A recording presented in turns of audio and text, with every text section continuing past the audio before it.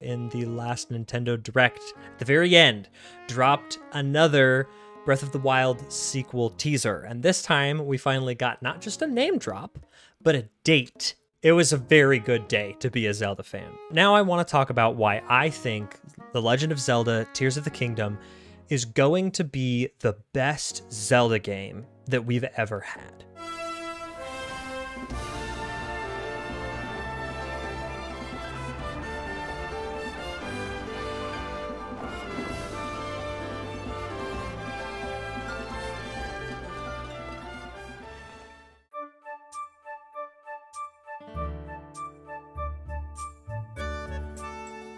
Breath of the Wild was my first video game. Okay, let me explain. I had a decent amount of video game moments growing up, but I was never allowed to have video games in the house. And so my experience with video games was playing bits and pieces at friends' houses. Breath of the Wild truly was my first experience playing any video game from start to finish. I'm not even talking completion. I mean, I still haven't 100%ed Breath of the Wild because Koroks. But Breath of the Wild was the first game that I played the main story, start to finish. I borrowed my cousin's Switch to play it, and it got me so hooked that I then had to buy his Switch from him because I needed to keep playing it. So I've gone back and I've tried to play a lot of the older games. I'd say at this point, I've played probably 40 to 50% of Ocarina of Time, like 5% of Majora's Mask, maybe 35% of The Wind Waker, 90 or 95% of Twilight Princess. I still can't believe I just haven't beaten it. And maybe 20 to 30% of Skyward Sword. In my experience, they felt like they were more about puzzling and problem solving, essentially puzzle boxes that you solve from the inside with specific game mechanics. The whole game was sort of unlocked through a progression. It had some similarities to Metroid in that way. You couldn't progress to a new area until you'd gained a new item. Even in the overworld, it was about figuring out which place you were supposed to go next. It was a lot more Metroidvania-ish. Breath of the Wild did away with linear progression almost entirely. If you saw something, you could go to it. It created a new kind of game. So the thing about Breath of the Wild is that it was the best Zelda game since Ocarina of Time, but it was also, in some people's mind, the least Zelda game that they had made so far.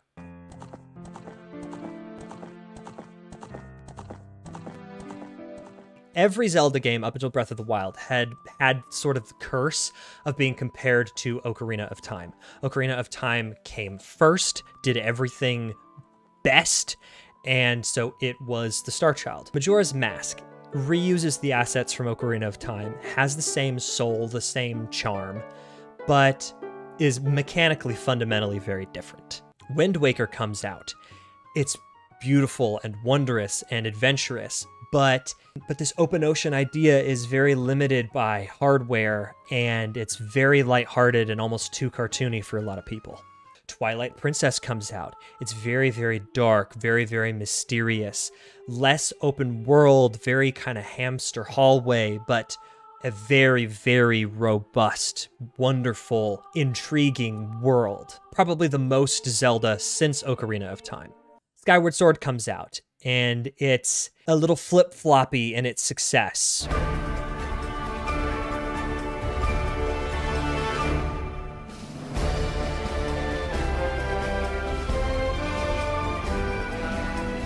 On the one hand, you jump off of the islands and you feel incredible. You feel like a hero.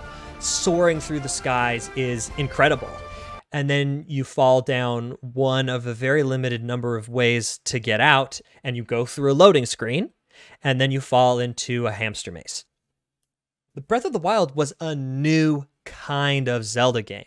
Like we discussed, Zelda used to be about problem solving and puzzling, and now with Breath of the Wild, it was more about exploration.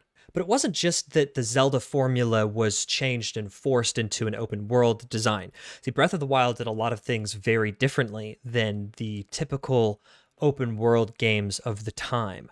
I don't remember this. I didn't play video games until Breath of the Wild, so I'm retroactively fitting these puzzle pieces together. But from what I understand, open worlds were still figuring themselves out.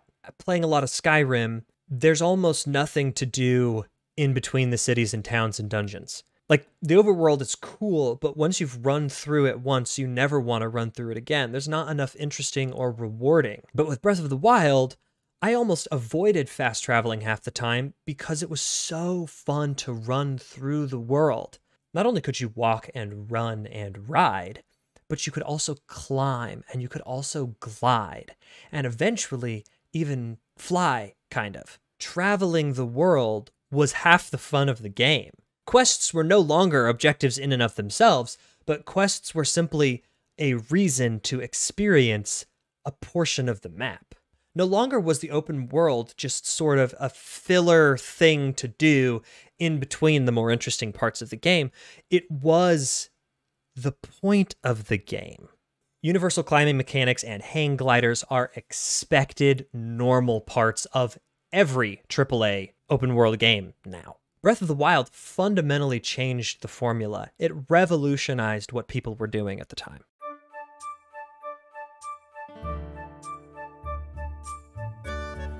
Legend of Zelda Tears of the Kingdom will be the very best Zelda game that has ever been created. I think Nintendo is set up for more success than they've maybe ever had with Zelda 2. Just like, let me break this down for you, okay? From what I can tell, every time they've made a new Zelda game, it's correlated with such massively changing technology that everything about the new Zelda game had to be developed and created completely from scratch. New engine, new mechanics, new code, new assets. Everything in the game from start to finish has to be rebuilt. The only exception is Majora's Mask. This is the first time in Zelda history that they are making a direct sequel that is supposed to be the same Link in the same Hyrule. The way that I see it is that Breath of the Wild was essentially the primer. It was the training grounds for TOTK. They spent this many years working on Breath of the Wild. That's a long time. That's up there in terms of number of development years for a Zelda game. Now, Tears of the Kingdom has been this many more years. From what we know, they're reusing many of the core mechanics from Breath of the Wild. They're reusing the overworld and modifying it. They're reusing tons of the original assets. This is the first time in Zelda history that they're doing it this way. They're not making a new game from scratch in the same way. So what I'm trying to say is that The Legend of Zelda Tears of the Kingdom is just Breath of the Wild plus more. Tears of the Kingdom started as a DLC. It was meant to just be an add-on to Breath of the Wild, and it got so big, and they had so many ideas for it, they realized it needed to be its own game. Do you realize how cool that is? Oh, it gets me so excited thinking about it. They get to do everything that Breath of the Wild did right, and add to it. Obviously, we don't know anything other than the few minutes of trailer footage that we've gotten over the past, 2 years. The poor Zelda community is starved for information. But I've been watching and listening to the conversation a lot. There's some really cool concepts, some really cool theories, and I've had a couple of my own thoughts. So let's talk about the plus more. Let's talk about some of the ways that Tears of the Kingdom is going to be even more Breath of the Wild, and why I think it's going to be even more Zelda.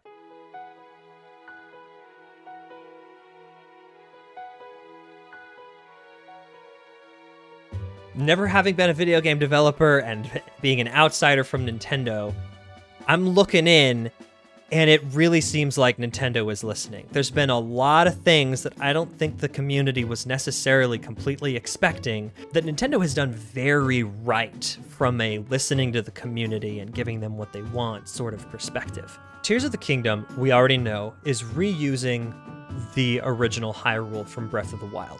So we're going to be able to explore horizontally, which is what Breath of the Wild was about.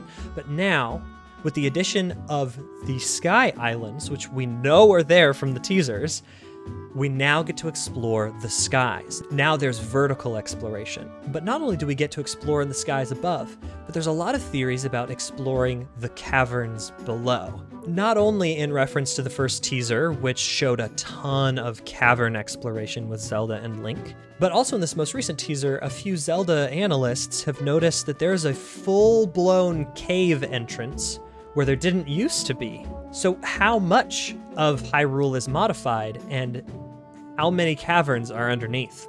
We don't know, but that's intriguing. I think that Tears of the Kingdom has the opportunity to go back to some of the other Zelda traditions and incorporate a bit more of the Zelda mechanics into itself, while still being Breath of the Wild.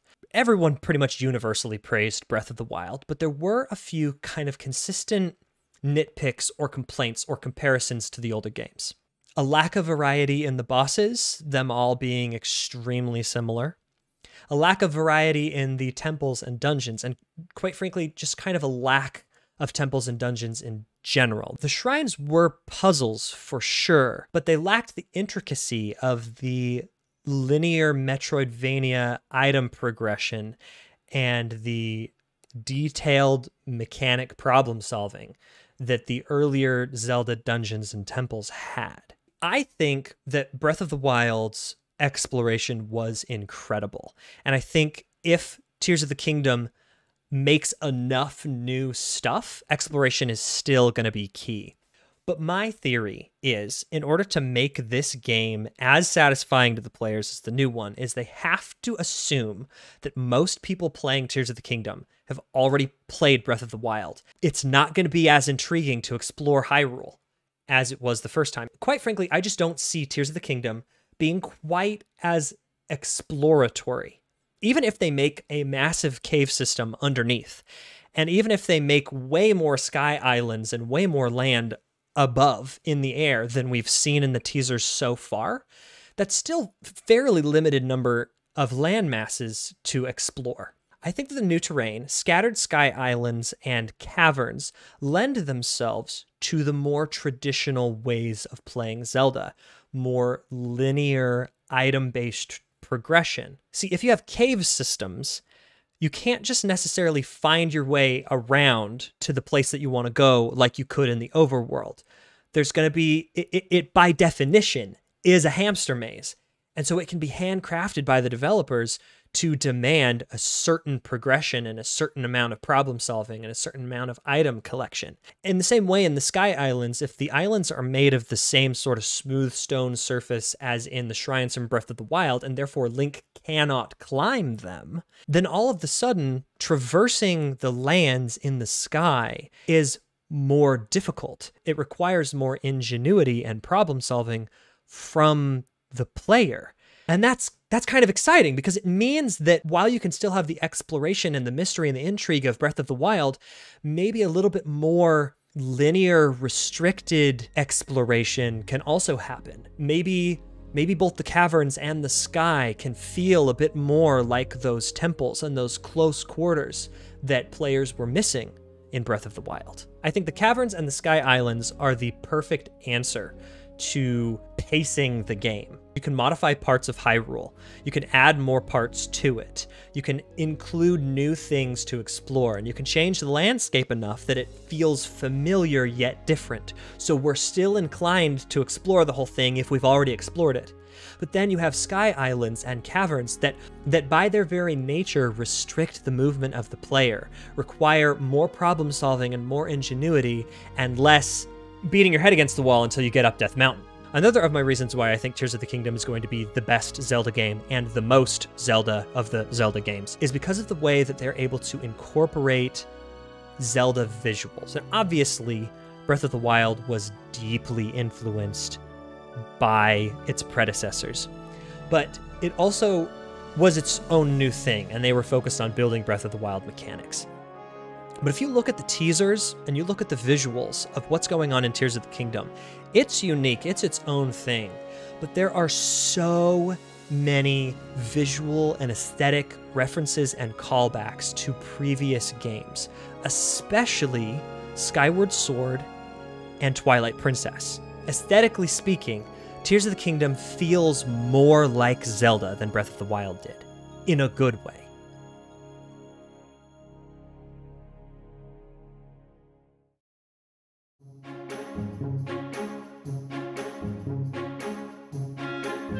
Nintendo is set up for success here. Based on the way that they've handled it and based on what they're presenting, I think that this will be the best Zelda game that there has ever been. I think that this will be the best Nintendo game the Nintendo has maybe ever made.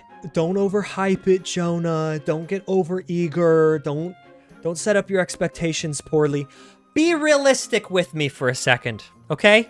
Breath of the Wild was the most incredible game any of us have ever played when it came out, and they've spent a lot of years since then perfecting what was already absolutely phenomenally incredible. If nothing else, we're just getting more parts of the same Hyrule world that we love and we still explore on our free time sometimes. I do not think it's possible for them to screw this up, and I am so excited for next year.